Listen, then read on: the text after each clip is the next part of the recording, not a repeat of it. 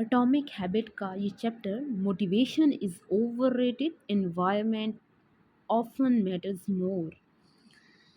इस चैप्टर के अंदर राइटर एक बहुत ही इफ़ेक्टिव कॉन्सेप्ट एक्सप्लेन करता है कि अक्सर किसी भी काम को स्टार्ट करने के लिए जो हम समझते हैं कि मोटिवेशन ज़रूरी है, मोटिवेशन नहीं। जो ज़्यादा चीज़ मैटर करती है दैट इज़ आवर एनवायरनमेंट।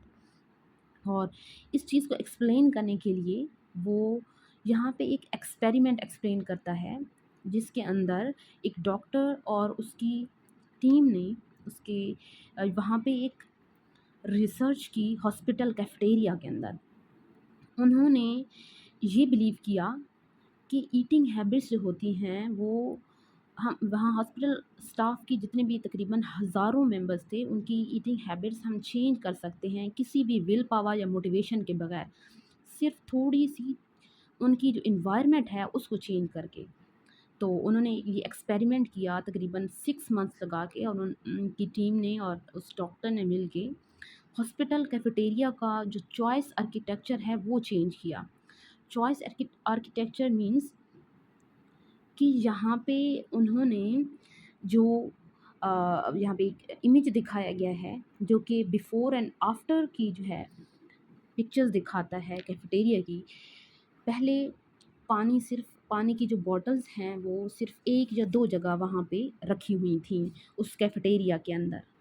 अब यहाँ पे आफ्टर वाली पिक्चर में आप देख सकते हैं कि यहाँ पे उन्होंने जगह-जगह ये जो शेडेड एरिया है, इसमें जगह-जगह उन्होंने कैफेटेरिया के अंदर जो बॉटल्ड वाटर हैं, पानी की बोतलें जगह-जगह उन्होंने रखवा दी। जो भी सोडा वाटर है या कैशियर है, डिफरेंट जगह पे उन्होंने हर जगह वहाँ पे पानी की जो बोतलें थीं वो रखवा दी। तो क्या हुआ कि उन 6 मंथ में उन्होंने ये एनालाइज़ किया कि जो पानी की जो बॉटल्स वाटर थी उनकी सेल 25.8% इंक्रीज़ हो गई। जबकि वहाँ पे जो सोडा बॉटल्स की सेल्स थी वो 11.4% ड्रॉप हो गई, कम हो। तो इस एक्सपेरिमेंट के रिजल्ट ने ये प्रूव किया that people often choose products not because of what they are but because of where they are. क्योंकि जब जो चीज़ सामने पड़ी होती है, जब कस्टमर की नज़र उस पे पड़ती है, अगर उसको ज़रूरत नहीं भी है तो वो ऐसी अपीलिंग चीज़ें होती हैं कि वो उसको ले लेते हैं। इसीलिए तो अक्सर दुकानों में जब आप देखते हैं कि जो भी डिफरेंट ब्रांड्स की चीज़ें हैं, जो अपीलिंग जिनका जो है वो प्रोडक्ट्स अपीलिंग प्रोडक्ट्स हैं, उनको वो ऊपर की साइड पे रखते हैं ताकि उधर लोगों की नज़र पड़े। और लोग और ऐसा ही होता है कि लोग जो है उन चीज़ों को ख़रीदते हैं और उन चीज़ों की सेल ज़्यादा होती है। तो इसी वजह से इस एक्सपेरिमेंट ने, और हम आस-पास भी इस चीज़ को फ़ॉलो देख सकते हैं कि कोई भी चीज़ जब आपके सामने पड़ी होती है, तो आप उस चीज़ को, अगर ज़रूरत नहीं भी होती तो आप ख़रीद लेते हैं।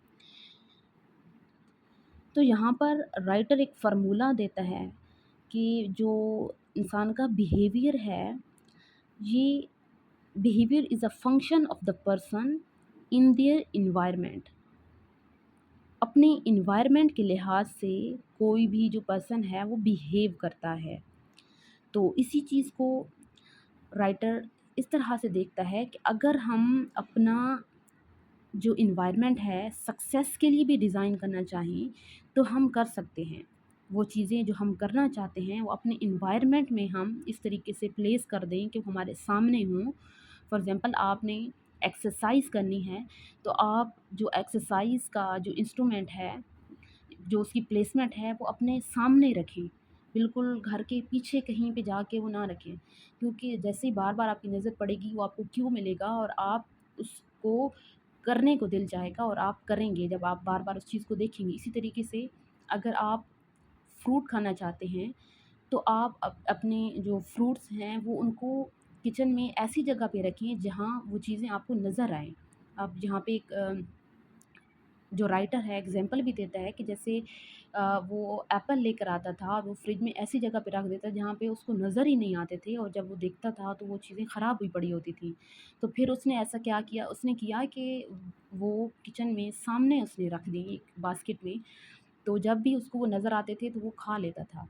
तो इसी तरीके से जब कोई कुकीज़ हो गई, चॉकलेट्स हो गई, इस तरह की चीज़ें जब आप सामने रख देते हैं तो आपका दिल नहीं भी कर रहा होता, लेकिन वो एनवायरनमेंट में वो सामने आपके होती हैं, आप उसको देखते हैं तो बगैर नीड के भी आप उसको खा लेते हैं।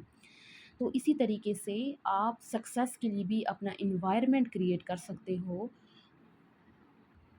So if you want to make a big habit big of your life, make the Q big, मतलब आप किसी भी हैबिट को अपनी लाइफ का सबसे बड़ा पार्ट बनाना चाहते हो तो आप उसका उसका जो क्यू है उसको सबसे बड़ा बनाओ, अपने इन्वायरमेंट में उस चीज़ को सामने रखो।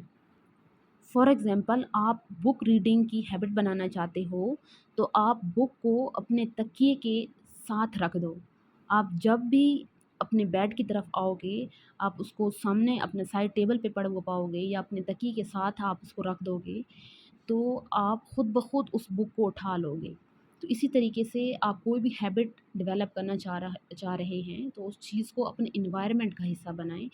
जगह-जगह उस चीज़ को प्लेस करें जहाँ पे आप चलते-फिरते उस चीज़ को देखें और आप उसको अपनी हैबिट का हिस्सा बना बना लें। That's all for today. Thank you for listening.